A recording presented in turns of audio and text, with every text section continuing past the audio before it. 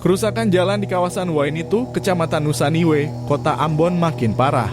Pantauan Tribun Ambon, di lokasi sekitar pukul 16.30 waktu Indonesia Timur, terdapat 3 lubang jalan berukuran besar dengan diameter lebih dari 50 cm dengan kedalaman lubang hingga 10 cm, Kamis 25 Mei 2023. Jalan berlubang itu berada tepat di depan tempat pengisian air bersih PDAM, Jalan DR Siwabesh. Para pengendara roda 2 dan roda 4 yang melintas pun nampak menghindar jalan berlubang dengan cara melawan arus.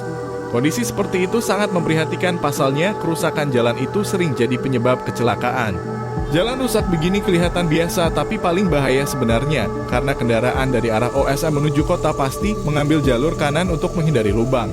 Bisa jadi tabrakan dengan kendaraan dari arah kota, ucap salah seorang warga beruri kepada Tribun Ambon, Kamis 25 Mei 2023. Dikatakan sebelumnya warga setempat secara swadaya telah melakukan perbaikan menggunakan campuran pasir dan semen. Namun perbaikan itu tak bertahan lama.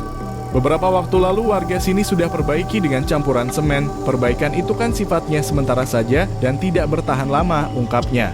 Menurutnya pemerintah Kota Ambon tidak peduli dengan perbaikan infrastruktur.